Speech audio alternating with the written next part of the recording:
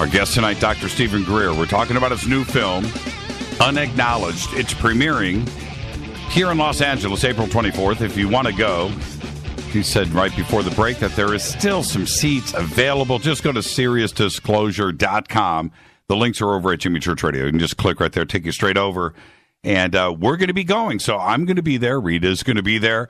Come and hang out with all of us. It's going to be one of those events. And looking forward, man, to walking the red carpet with Unacknowledged.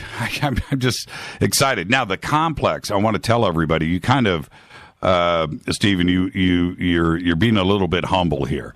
The Regal Complex at LA Live in downtown LA is the place to be in all of Los Angeles. And when you have a premiere, that is where you do it. So I encourage everybody to go. It is. Oh, it's crazy, man. It is absolutely a beautiful part of LA now. And that's that. If you're going to have a premiere, that's where you do it, you know. And so congratulations on that. I wanted to ask you, the film got picked up by Orchard last year, and I remember when I think Variety and the Hollywood Reporter, you know, broke the news on this, and I was like, Dr. Greer's hit the big time. This is not. I want everybody to know this is not taken lightly for a change here in Hollywood. This is a major, major distribution push, isn't it? It is. It's going to be the biggest and most widely distributed film on the subject in history. And our goal is to reach up well past 100 million people. And there's some things that are happening I cannot talk about, but we will reach that. And the purpose in it is so that the public understands definitively in an hour and 40-some minutes what this is really all about, including the science and technology part of it, the media corruption, what the evidence is, etc.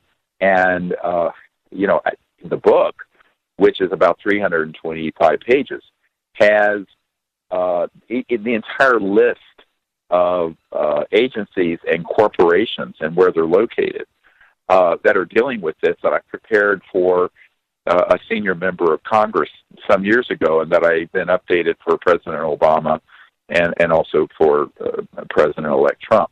So what I want is for the public to understand the gravity of this situation, and that if we do not as a people deal with this, we're going to be in increasing trouble, because the cabal of folks who have been keeping this secret are not doing this out of any sort of goodness in their hearts for humanity.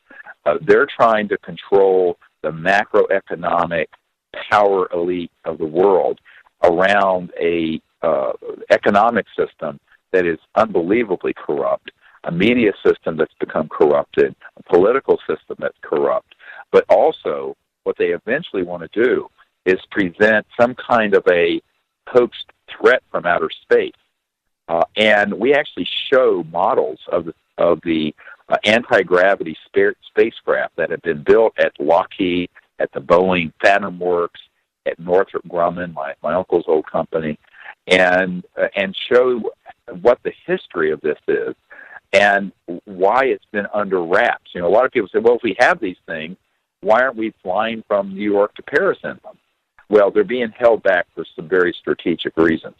And that's what we're exposing in this that is unique and is urgent, because the rumblings I'm hearing is that we're getting closer and closer to the tipping point where there could be a disclosure, but it would be a false disclosure and a false flag one that would try to pretty much pull off what we did with 9/11, where we invaded Iraq with all phony evidence. You know, you had Colin Powell up at the UN holding vials of chemical agents, stating that these were proven to be in Iraq when actually it was known that they were not. And he was actually a victim.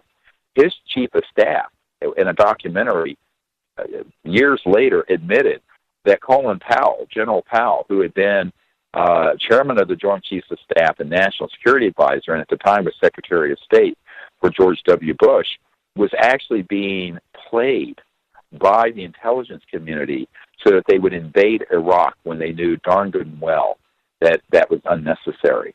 So I tell people, if Colin Powell was fooled, do you think the average man on the street or senator couldn't be fooled? Right. They can be. I'm trying to raise an alarm here, if you read between the lines of what I'm saying, that the populace, the public, and our leaders need to be warned of what these agendas of secrecy are and the incredible technologies they have to hoax and frankly, pull the wool over the eyes of the public in a staged event. Most people don't know that there's a very long history of that. We have in this film, references and information about in Vietnam, the Gulf of Tonkin, where we pretty much hoaxed or staged and exaggerated an attack on our naval vessels to cause the public to be furious against the Vietnamese, and so that President Johnson and the Congress would exponentially expand the Vietnam War because the warmongers and the war profiteers were going to make trillions of dollars. That's right. Well, this keeps happening. This keeps happening. This is not a conspiracy theory. This is historical fact, but the average person doesn't know it. Now, the big one that they've been holding in their back pocket, let's call it, that Werner von Braun told Carol Rosin about, and Werner von Braun, by the way, is the guy who invented the rocket for Adolf Hitler, the V-2 rocket, and then was brought into the U.S. as a senior rocket engineer and became the foundation of our space program, along with Hermann Oberth and some other Nazi rocket scientists. But on his deathbed, he said, look, this is what they're planning to do. They're going to keep the Cold War going, and then they're going to create situations so there's global terrorism and nations of concern. But the big one that they're going to play is a hoax threat from outer space, and it's all a lie. It's all a manipulation.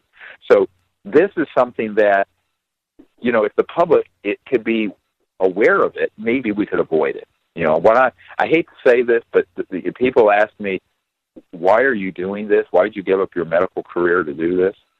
It's because if we aren't awake, we're going to be deceived again. It's like the Who, and it says we won't be fooled again. Right. Well, we have been fooled. We've been fooled over and over and over and over again. And this is the big one. It makes Vietnam and Iraq and 9/11 look like nothing, like a fender bender. This is a truly disastrous situation. So we need to inform the public, but we also need to say then on the other end of this is that if the people get behind not only disclosure, but funding research on the zero-point energy technologies, we can move the world into a sustainable, zero-pollution, abundant planet in a generation. So that, my kids and grandkids will be able to witness a world that has no poverty and no pollution in it well within their lifetimes. This is 100% doable. It could have been done in the 40s and 50s, by the way. And yet here we are, destroying the environment, war after oil, all kinds of tinkering around the edges with windmills and solar farms, which is fine. I have a big solar farm here at my country house. It's one of the biggest ones in Virginia. But it's very expensive and not efficient. You could create something that would fit on your dining room table or your coffee table that would run your entire house and your car with free energy forever. And this is not theoretical. This has been proven to exist. So we have to ask the question, what are we doing? Destroying the entire biosphere, and who's benefiting from the current status quo? Well, it's a relatively small number of super uber elites around the world, and it's a big economic and financial and power issue, not a national security one. Well, I have a friend. I have a very close friend who passed away a few years ago of prostate cancer. So I can speak of this now very openly. And he was the highest ranking scientist at the largest defense lab in the United States, the Naval Research Labs, which was founded by Thomas Edison, by the way. And he was in the vault. They call it the vault, and saw the documents where we had mastered gravity control and free energy in October of 1954. I mean, I wasn't even alive then. I'm no spring chicken. I have 8 grandchildren. Right. But literally, I wasn't even a twinkle in my father's eye. And we didn't need roads, jets, rockets, automobiles, power plants, coal, gas, oil, nuclear power. None of it. And this is, when you begin to look at what the implications of this secrecy is, it's mind-blowing. And that's why if the public understands what's in this film and in the book, which goes into even deeper detail, they're going to understand, A, why it's being kept secret, but B, how important it is that we unite as a people and change the status quo as soon as we can. Have you changed? You've always been very vocal about the question of malevolent or benevolent ET contact. Has your opinion changed on that? I mean, because with all of the not too many contactees that I've interviewed, which is 500.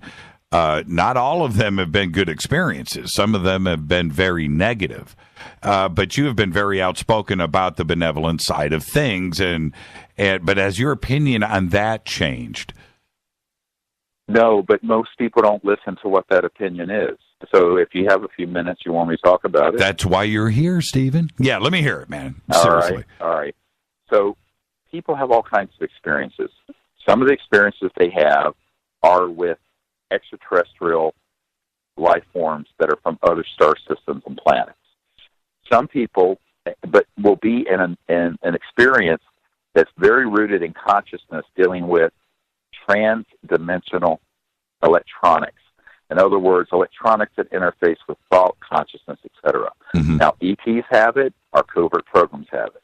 Now, there's an overlap where that then gets confused with people with experiences from not extraterrestrial life forms that are biological, but trans-dimensional intelligences from other dimensions that are not corporeal, are not physical.